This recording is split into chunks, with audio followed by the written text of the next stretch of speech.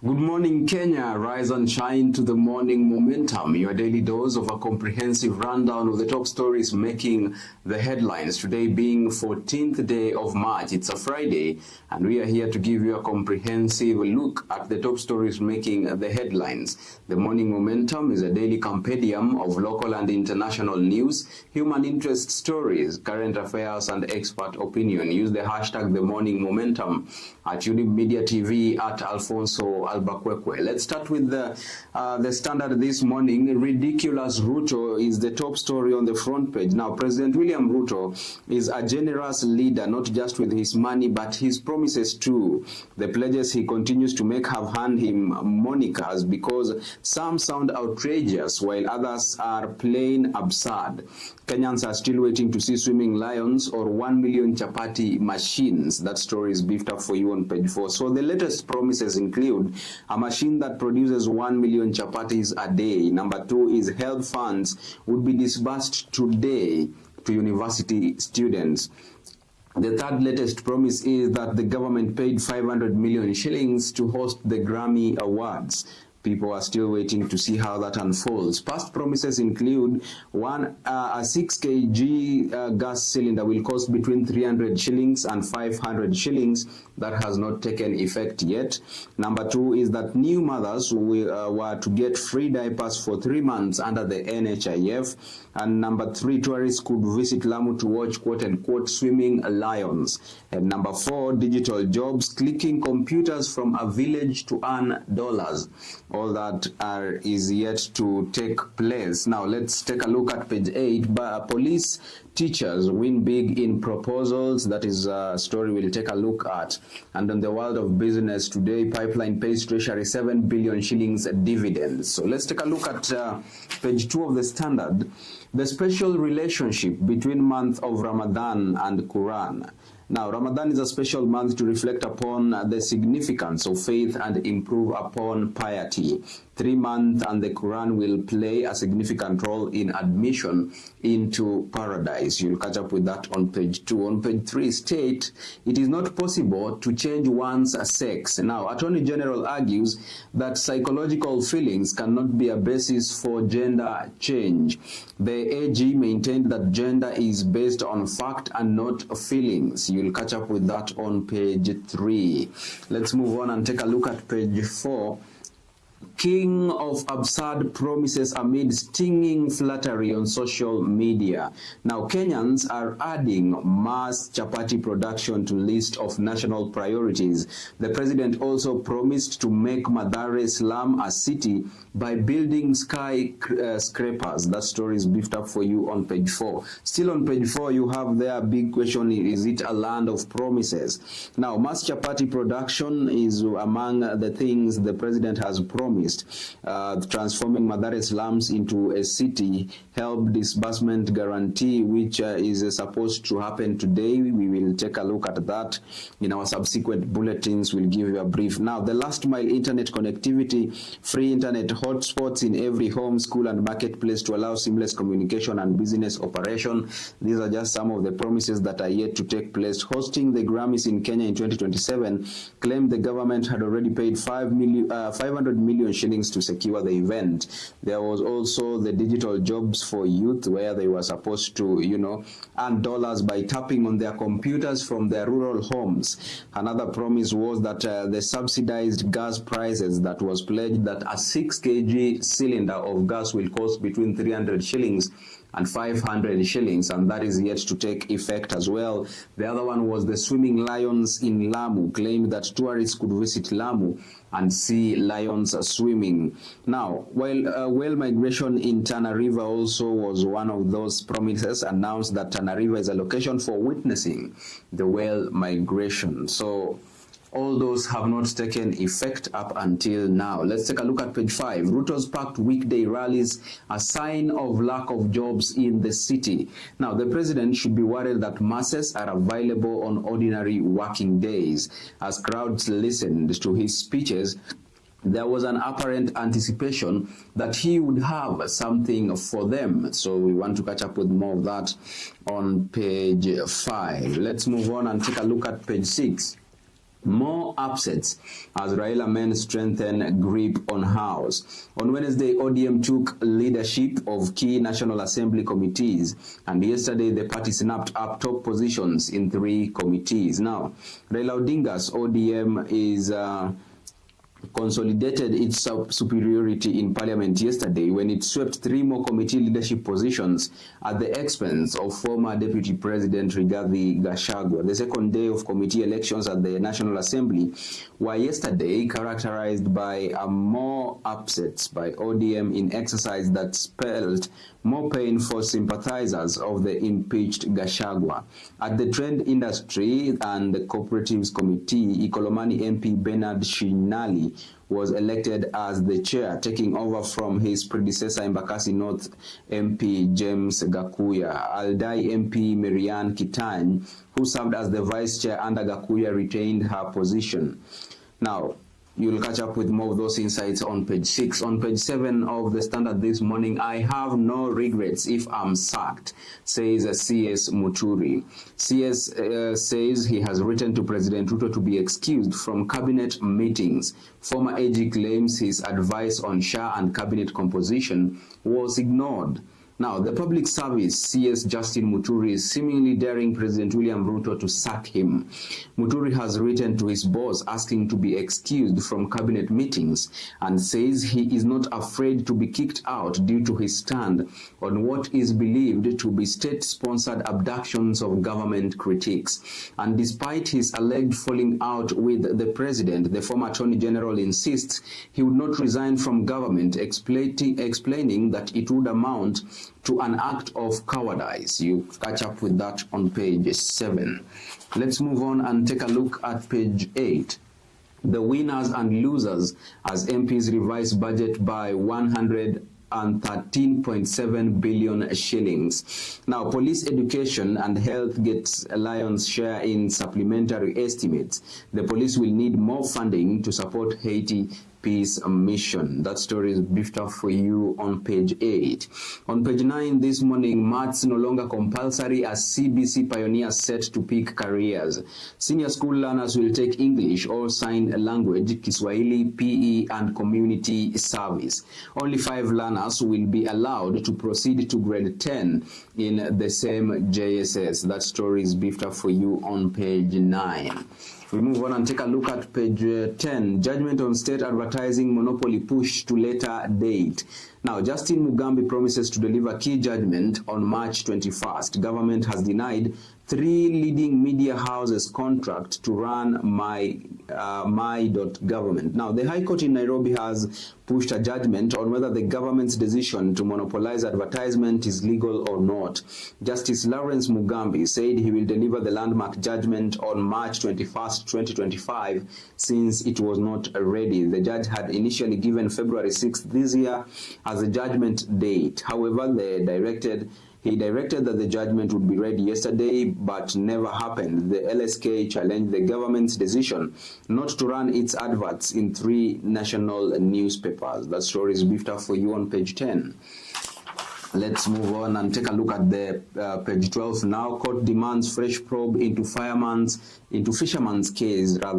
Security agencies have been directed to address gaps in the initial investigation into the case of Brian Odhiambo. Odhiambo's wife and a rights group raised concerns about a possible state cover-up. That story is beefed up for you on page 12. 21 days.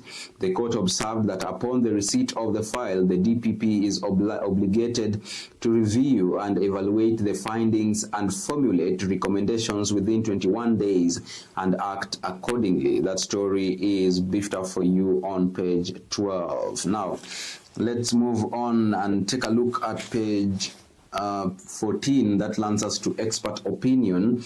Kenyans can no longer bank on Raila to take them to Canaan is the top story this morning on the expert opinion. Those are sentiments by Michael Ndonye. You'll catch up with that on page 14. On page 15 this morning, should Kalonzo join Raila Ruto in government? Sandra Wakanu is a student, says yes, that way they'll focus on economy. And on the contrary, even Jerry Mutunga says no, Wiper leader shouldn't taint his legacy. Now let's move on and take a look at more stories right here on the Standard. That lands us to business news. Now, KPC remits 7 billion shillings in dividend to Treasury as profit rises to 10 billion shillings. Revenue increased from 30.9 billion shillings in the last financial year to 35.4 billion shillings in the year to June 2024. This was driven by higher sales volumes and favorable forex rates. That story is on page 21. In the health sector, KEMSA suspends supplies to Taita Taveta over debt. Now, the Kenya Medical Supplies Authority, KEMSA, has stopped supplying drugs to the Taita Taveta County government due to a debt of 57.4 million shillings. The suspension of drug supplies also comes at a time when patients, especially at the Taita Taveta border town, have been forced to seek medical treatment from Moshi in Tanzania. That story is briefed up for you on page 21. In the energy sector, oil marketer Ola Energy to lay off staff in latest restructuring. Now, Ola Energy, the fourth largest oil marketing company, said it has commenced a restructuring of its local unit in a move that would see some of its employees declared redundant. The firm joins the growing list of companies that are opting to send employees home in a bid to stay afloat locally, with recent industry data showing firms across different sectors have shed off more than 5,000 jobs over the last 3 years. The story is beefed up for you on page 21. Let's take a quick look at sports news right here on the Standard. We start with football now. Junior starlets gear up for Uganda encounter. Junior starlets have intensified training ahead of the return leg second round 2025 FIFA Under-17 Women's World Cup qualifier match against Uganda set for Sunday at the Nyayo Stadium. Starlets will be looking to complete the job they started with a 2-0 win away at Hams Stadium in Nakivubo in Kampala last Saturday. That story is beefed up for you on page 29. On page 30, still on sports news, regional champions do what they do best. Now, Kasikeu drab Dakabaricha in Eastern Region basketball duel. Action continues today as teams battle to survive the knockouts. That story is covered up for you on page 30. That's all about the high school games. Now, in Migori County, Kisii School and Yala dominate Nyanza games.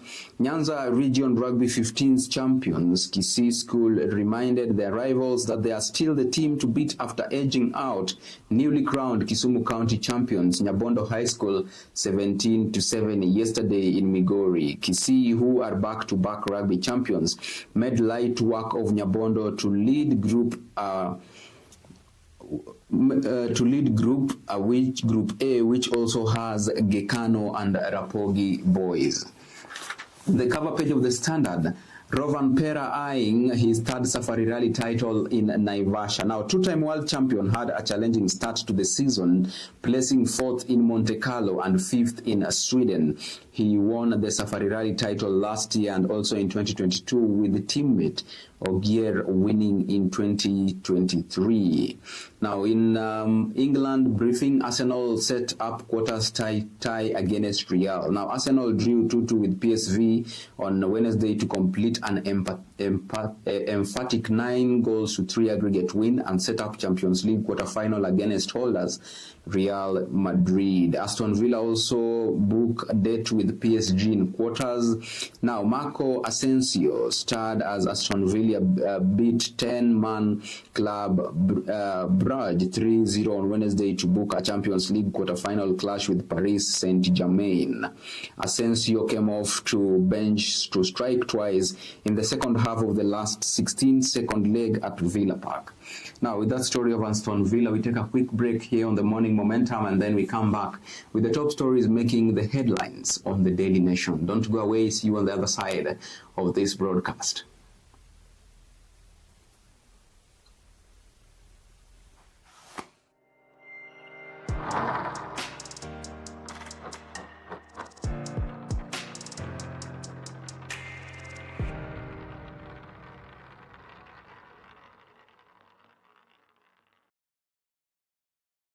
Are you looking for an investment that offers more than just land? Yaya Homes is your trusted partner in delivering land beyond expectations. We offer plots of land in desirable locations like Rumuruti, Malindi, and Matu. Our Matu project phase 1 is 60% sold and boasts plots just 100 meters from Masinga Dam Tarmac Road, situated right next to Simket Hotel and touching the market. Secure your plot for only 249,000 Kenya shillings. Phase 2, 40% sold, offers equally attractive options. Located 700 meters from Masinga town. All our plots are 50 by 100 with ready title deeds held securely under the company name. Other pros include the proximity to Masinga town, the thriving Masinga Technical College with a student population expected to grow to 7,000, making this land ideal for building hostels. The favorable climate, which is perfect for poultry and goat farming as well. The availability of water, electricity, and the Masinga police station nearby, ensuring you invest with confidence and peace of mind. For more information, call us at 0733 440 010 or 0745 485 198. You can also reach us by email at yayahomes24@gmail.com or visit our website at www.yayahomes.com. You can also visit our offices along Kangundo Road, Saika Stage opposite Naivas Supermarket. Site visit is every Saturday. Don't miss out on this incredible opportunity. Invest in your future with Yaya Homes. Welcome to Yaya Homes Limited. Your trusted and reliable partner.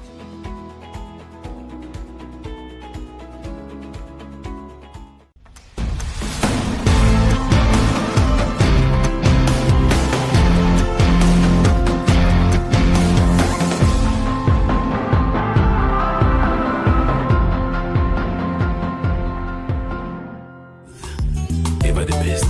Hallelujah.